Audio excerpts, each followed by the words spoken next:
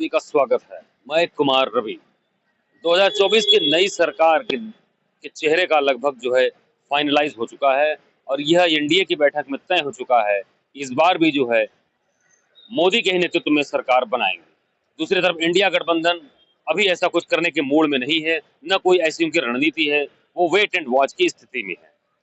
लेकिन अब सवाल उठता है कि प्रधानमंत्री का की शपथ लेने के बाद नरेंद्र मोदी तीसरी बार उनके मंत्रिमंडल का चेहरा कैसा होगा। देखने वाली बात यह है कि यूपी की बात करें तो यहाँ पर लगभग 30 सीटों का नुकसान उत्तर प्रदेश को में भाजपा को हुआ है। ऐसे में यहाँ पर राज्य मंत्री जो केंद्र सरकार में रहे कौशल किशोर व मोहनलालगंज से सीट से चुनाव हार चुके हैं और जो मंत्रिमंडल का जो चेहरा तीसरी बार जोड़ा जा रहा है, इस बार के जो राजनीतिक समीकरण है पूरी तरीके से जो पिछले 2 बार के मोदी के शासनकाल के थे वो एकदम अलग है। नंबर 1 पर अगर मोदी रहेंगे, 2 पर अगर अमित शाह को माना जाए तो 3, 4, 5 पर कौन होगा।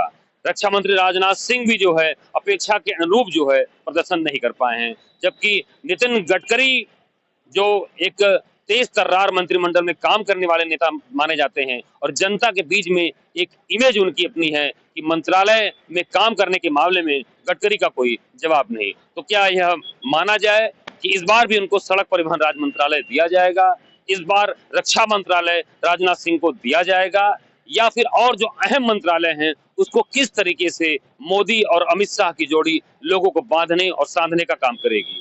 देखा जाए तो इस बार के एनडीए गठबंधन में टीडीपी चंद्रबाबू नायडू और Nitish Kumar Janata Dal United king maker की भूमिका में है और वह कहीं ना कहीं ये जरूर चाहेंगे कि उनके हिसाब से मंत्रिमंडल में उनके लोग वहां पर बैठे। साथ ही अपना दल की बात करें, अनुप्रिया पटेल, इनको 2 सीटें मिली थी लेकिन वह केवल अपनी सीट बचा पाए मिर्जापुर से, दूसरी सीट रॉबर्ट्सगंज से उनकी प्रत्याशी हार चुकी है। तो ऐसे में इस बार वह सेफ साइड में रहेंगी, उनको मंत्रालय मिलेगा कि नहीं मिलेगा यह देखने वाली बात होगी।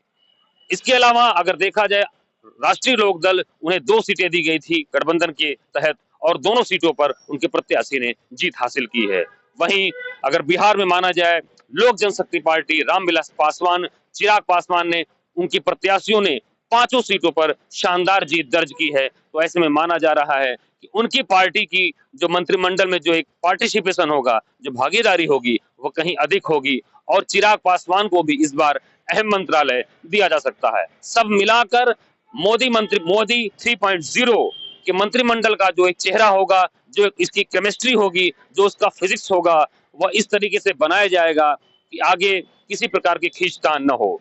लेकिन इस बार जैसा देखा जा रहा है, राजनीतिक जानकार मान रहे हैं कि जो मोदी का जो तीसरा कार्यकाल है यह काफी जो है एक तरीके से बहुत आपाधापी वाली स्थिति बनी रहेगी, क्योंकि कहने को विश्व की सबसे बड़ी पार्टी है लेकिन वह 2272 की बहुमत के जादुई आंकड़े से मोदी सरकार काफी थोड़ी बहुत दूर है और उसको पूरा करने के लिए उसे टीडीपी और नीतीश कुमार के सहयोग की जरूरत पड़ेगी। ऐसे में खींचतान की स्थिति बनी रहेगी। जबकि दूसरी तरफ देखा जाए तो देश की सबसे पुरानी पार्टी कांग्रेस 100 के पायदान से केवल 1 अंक पीछे है और तमाम पार्टियों को साधते हुए वह विपक्षी दलों के प्रमुख के तौर पर वहां पर काम कर रही है। तो सब मिलाकर यह देखा जाए यह स्थिति ऐसे बने रहेगी और मंत्रिमंडल में इस बार यूपी के कितने राजनेताओं को जगह मिलेगी यह भी देखने वाली बात होगी और अन्य जो राज्यों में जहां पर बीजेपी ने अपने अनुकूल प्रदर्शन किया है। और इसके अलावा यह भी सबसे बड़ा सवाल उठ रहा है कि शिवराज सिंह चौहान इस बार जो है संगठन में एक बड़ा चेहरा उभर कर आएंगे, क्योंकि एमपी में उन्होंने अपने लीडरशिप में बहुत शानदार लोकसभा में प्रदर्शन किया, इसके अलावा विधानसभा में भी उनका प्रदर्शन बहुत जबरदस्त रहा। तो ऐसे में यह बात माना जा रहा है कि शिवराज सिंह चौहान को इस बार राष्ट्रीय संगठन में महत्वपूर्ण पद दिया जा सकता है, क्योंकि जेपी नड्डा का कार्यकाल पूरा हो चुका है। दूसरी तरफ यहाँ पर देखा जाए सीएम योगी जो अभी इस हार के पराजय या जो भी है इससे उबर नहीं पाए थे, आज वह प्रमुख अपने ब्यूरोक्रेसी के शीर्ष ब्यूरोक्रेसी के साथ बहुत अहम बैठक कर रहे हैं और आज से ही उन्होंने जनता दर्शन भी शुरू कर दिया है, क्योंकि उन्हें लग रहा था कि पिछले 1.5 महीने से चुनावी आचार संहिता के कारण वह जनता से रूबरू नहीं पा रहे थे, जो उनकी जनता के बीच में इमेज है मिलने जुलने की। तो सवाल यह है इस बार का जो एक पूरी तरीके से 2024 का जो केंद्र की जो मोदी सरकार बनने जा रही है उसका स्वरूप क्या होगा, उसका मंत्रिमंडल का चेहरा क्या होगा, यह इस समय जनता के बीच जो है एक बहुत बड़ा सवाल बना हुआ है। इसी तरीके से खबरिया टॉप की टीम के साथ बने रहिए। कुमार रवि, कैमरामैन अनुष के साथ।